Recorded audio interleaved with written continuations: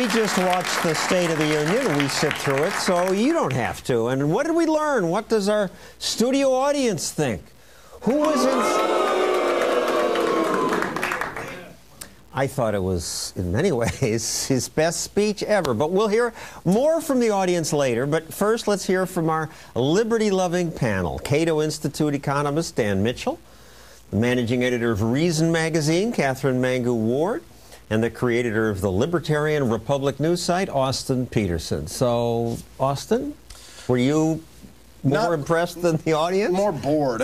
You know, when you look at the speech, the president was very duplicitous. He brought up a lot of things like health care and energy and the economy. The president wants to take credit for all the good things that happened, but he doesn't want any of the credit for the bad things that happened. You know, this is the guy that has had the food stamp rolls increased 45% since he took office. But you don't hear him talking about that, or that the home ownership is lowest in the 20 years. So he just wants to talk about all the flowery, nice things. But how come he doesn't talk about that stuff? Catherine? You know, this was my least favorite Obama. It was the kind of like Papa Obama telling you how you should behave. We're apparently a tight-knit family, but he doesn't really like us cynical teenagers. He doesn't like the recalcitrant Republicans. He knows what's best for us. This is the sort of, you know, State of the Union as, you know, speech that you get before you get grounded. I was not a fan. Dan? I guess what struck me is that you have to at least give Obama credit for being consistent. Every single State of the Union address, bigger government, more dependency, Uncle Sugar Daddy giving us free stuff. And that's really, that should be the tombstone on the Obama presidency. Free stuff as we become Greece. Mm-hmm. Well, I have to say, I had high hopes for Jody Ernst, and President Obama can talk circles around her. But let's cut away from our panel for a moment. Let's go back to our panel. So you have hopes for this new Republican group? You should never have hopes for a new Republican group. It will always break your heart. I mean, you know, this is a moment when you realize, you know, Republicans maybe are saying things that sound a little bit better. Yes, a lot better. They're really more serious. Union, it sounded like she was saying, okay, let's be more fiscally sensible. But in fact, you know, when it comes down to it, Republicans get into power and they are pretty much just as bad as Democrats when it comes to crony capitalism, when it comes to special deals, when it comes to, you know, actually, for instance, writing a budget, passing a budget. Republicans have been just as bad as Democrats at that. You know, I wish I could feel hopeful, but I don't. I wish you could feel hopeful. Dan, as the economist here, the president talked a lot about the economic recovery, which sounded like he did it. Your thoughts? If this is an economic recovery, he needs to answer for the fact that median household income has fallen every year of his presidency. The labor force participation rate is at the lowest level in almost 4 decades. Those are big problems. Yes, we're doing better than Europe, but that's sort of like saying you're the tallest midget in the circus. It's not really a big achievement. But I do want to say something vaguely nice about Republicans. For 5 years, ever since 2009, they've frozen spending. The sequester, the government shutdown fights, the debt limit battles, they've actually paid off. We have a chart on this. And that's a real achievement. And even though I joke that sometimes in Washington you have the evil party and the stupid party. Put the other chart, put the percent employed back up, because, Dan, you also mentioned the unemployment rate. The president takes credit. I've reduced it. So it was 10%. Now it's only 5.5%. Well, it was 10% because he took office during the recession. And the percentage of people who are employed is way down. People don't even look for jobs. Two things. The labor force participation rate that you're talking about is critical because we don't get economic output unless we have people, labor, and capital productively being utilized. But I want to say something about the unemployment rate, because that's where Obama claims a victory. Well, when he had his so-called stimulus, the unemployment rate was up near 10%. Once the stimulus stopped and we entered this 5-year spending freeze, that's when the unemployment rate began to fall. You're not saying that caused it. I think that when you have smaller government as a share of GDP, I mean, nowhere near where, as a good libertarian, I want government to be, but simply having government on the federal level shrink from 24.4% of GDP to 20.3% of GDP, that's a real achievement. And so, yes, I make fun of Republicans, but they did that. And I make fun of them, but the Ryan budget for 4 years in a row included real Medicare and Medicaid reform. Now, Obama would veto it if the House and Senate both passed it, so we still have a long way to go. But maybe I'm just grading on a curve, but I actually think there's a little bit of hope out there. And can I just mention one thing about the stimulus plan? The president promised that we were going to have 4% GDP growth year after year. We had half of that, and he likes to take credit for the stimulus. But of course, the stimulus ended in 2011. All of the economic growth has occurred after the stimulus. But what have we gotten since the economic recovery began? We had sequestration.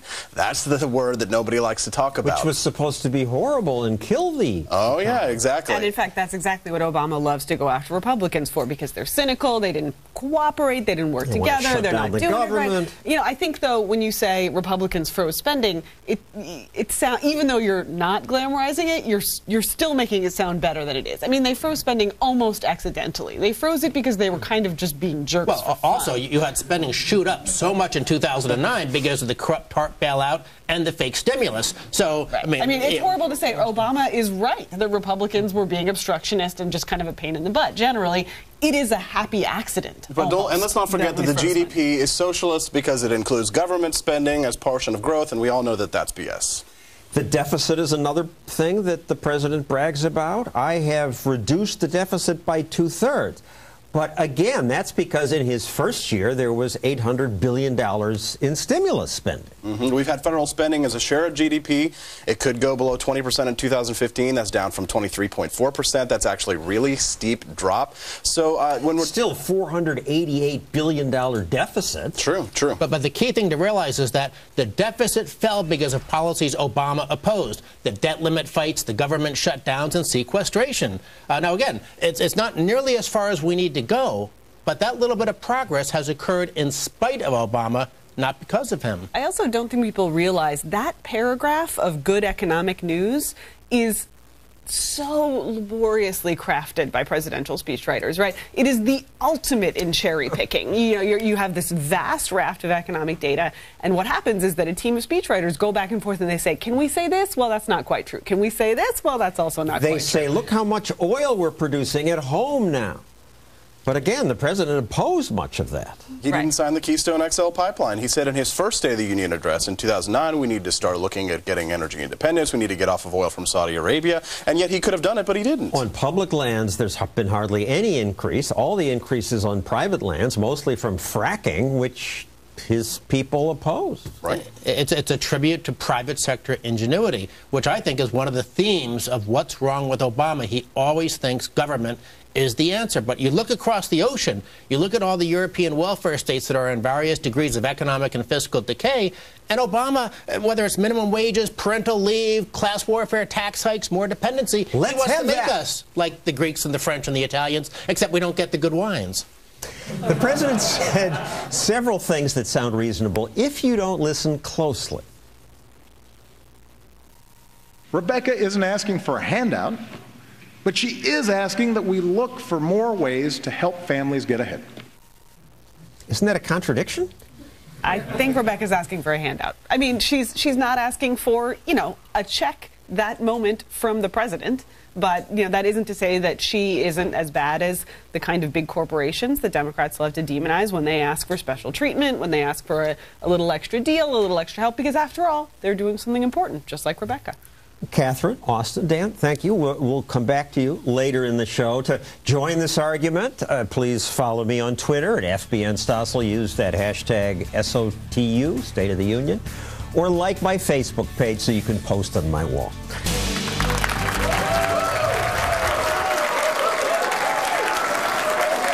We are back with our studio audience and our liberty-loving panel. Economist Dan Mitchell, Reason Magazine's Catherine Mangu-Ward, and Austin Peterson, creator of the Libertarian Republic website. Here, it's reporting on the free college plan, which the website says flunks the Republican test. Meaning what? Well, from the man who promised you free health care comes free college, right? You know, students spend more on books than they do on classes. These are giveaways to colleges, not to students, and then they just use this to turn around and raise the rates. I agree. Sometimes I think the president doesn't listen to himself even. He said he wants more workplace rules. He complained that America is... We are the only advanced country on earth that doesn't guarantee paid sick leave. It's probably true as far as I know. But then just 2 pages later in his speech, he said this. America has put more people back to work than Europe, Japan, and all advanced economies combined. So he doesn't get the connection? I assume that his speechwriters are giggling in a basement someplace, that they pulled one over on the president because he didn't realize that he was contradicting himself. Yeah, we are doing better than Europe because we don't have as much government intervention as Europe. And that's why our job creation numbers are better. I mean, look at the double-digit unemployment rates. Look at the 40 to 50% youth unemployment rates throughout Europe. Here's a news flash. When government passes rules to make it more expensive to hire someone, guess what happens? Fewer people get hired. I realize that makes me heartless. Because they call it the Healthy Families Act. You're against healthy families. Yeah, I guess it's totally heartless. Against workplace flexibility, which is the other term that's clearly been tested to death. And what they use for this... It's employer inflexibility. And it's, right, it's actually the exact opposite. What they're saying is, you know, there's been far too much flexibility here. We're going to have to clamp down on that right now. New rules from the feds for everybody. You know, they always make the joke, they're always like, libertarians, if you don't like government, well, why don't you just move to Somalia? But then I just say, well, if you love government, why don't you move to North Korea?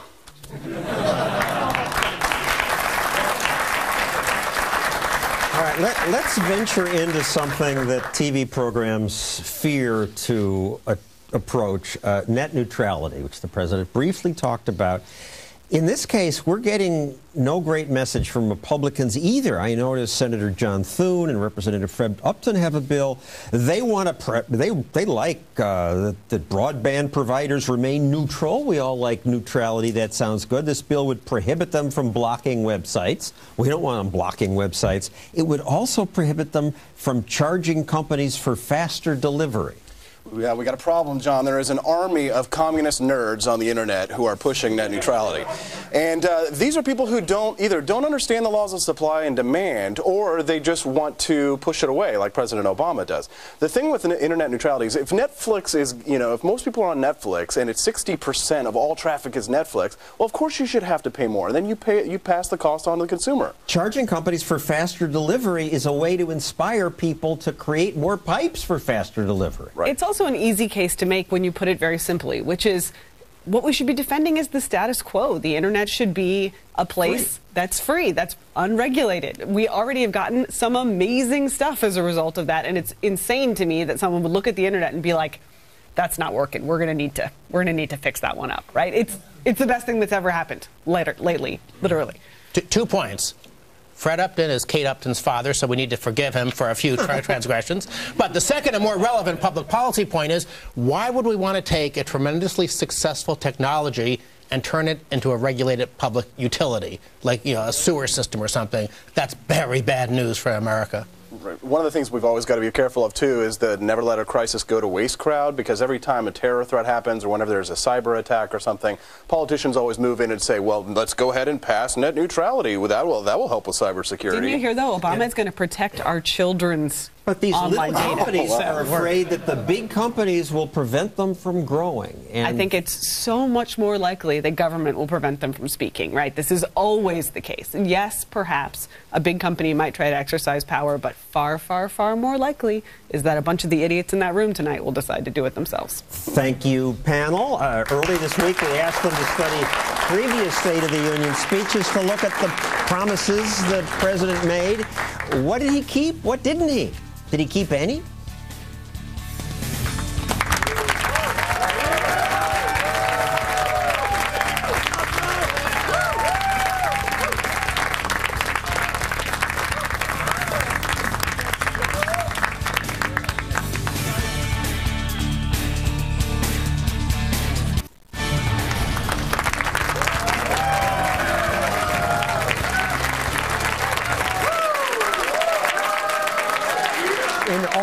President Obama's State of the Union speeches, he says, I'll do this and I will do that, but how often does he actually do it? In 2010, I perked up when I heard the president say this. We will continue to go through the budget, line by line, page by page, to eliminate programs that we can't afford and don't work. But what happened? Our panel is back to dissect some of the promises. Line by line, they looked for programs to cut. Dan, did they find many?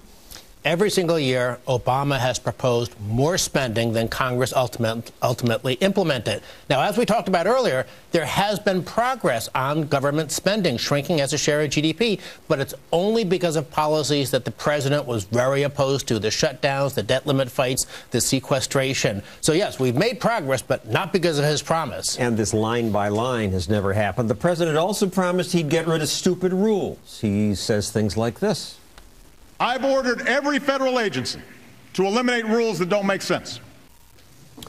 Austin? In his first term, he added 106 new federal regulations, and we're still tallying them up for the second term. You know, the president in his... We have a graph that shows the number that it's increased. It always goes up. It always goes up, you know, and in 2009, the president also said, well, we need to get rid of regulations that force health care costs to go up. So we got Obamacare, and I went from paying $96 a month for my premium to $396 a month for my premium. So how is that helping health care costs go down?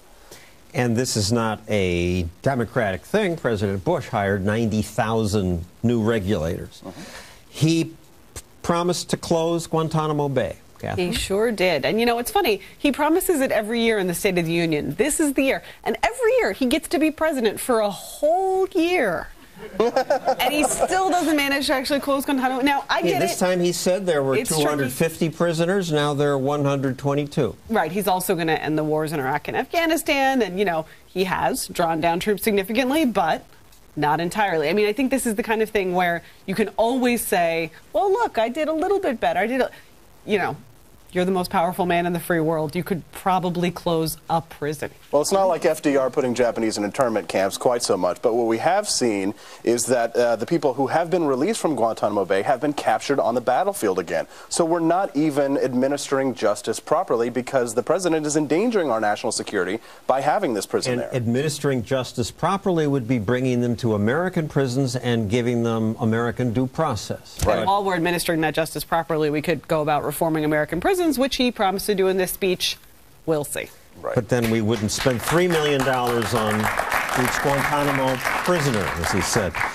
He promised that he would increase regulation of banks and increase taxes on the rich. He did that. Yeah, he did. Now, this is what's very frustrating to me. He pushed through a bunch of class warfare tax hikes as part of the fiscal cliff deal. He pushed through a bunch of class warfare tax hikes as part of Obamacare. And then he has the gall to get up tonight and talk about, oh, America's not competitive enough. Well, we have the highest corporate tax rate in the world. We have probably the third or fourth highest capital gains tax in the world, and Obama's proposing to increase it. He's proposing to increase the death tax.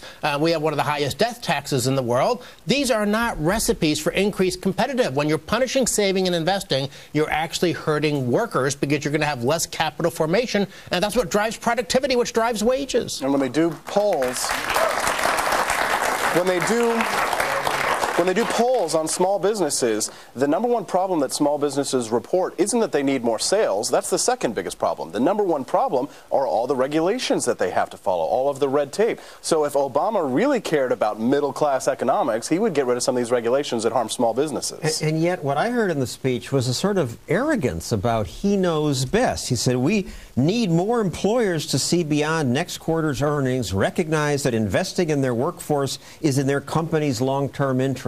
All of this is, though, the company doesn't know? All of this seems secondary to me to the fact that what he says over and over and always says in his State of the Union is things like, it is the job of government to help working class Americans. That's wrong. It's the job of government to help all Americans. It's the job of government to help Americans mostly by leaving them alone, but at the very least to apply equally the laws across all classes, all people. This notion that somehow Obama can see who needs his help and administer it in a sort of precise way to fix the economy is appalling. There also seemed to be some magical thinking. He said, talking about Keystone, let's set our sights higher than a single oil pipeline. Pass infrastructure that would create more than 30 times as many jobs. And the president likes to talk about how we need to cut back on pollution and we need to have affordable energy. But what he doesn't understand is that the trains that are being used right now to transport oil from Canada through the United States create more pollution than the pipeline that would be built. And we have dozens of these pipelines. Why can't we build one more? I said some nice things about Republicans earlier. It's time for me to rectify that. A lot of Republicans in Washington are now proposing to do a gas tax to fund more Washington centralized highway spending and mass transit spending and pork barrel projects. We shouldn't have a Department of Transportation in Washington at all. And these Republicans, having just won a landslide election promising to be anti-big government, for them to say the American people should pay higher gas taxes? I mean, that's outrageous. Wait, who would build the roads? Without government, who would build the roads? State governments and private people. But wouldn't you rather have a carbon tax than the income tax? If we could ever trust politicians to permanently eliminate a really bad tax, yeah, in theory, I might take a less bad tax, but I don't trust them. Thank you. Dan, Austin, Catherine, coming up, my State of the Union address. I'll say what the president should have said. But first, your questions for us.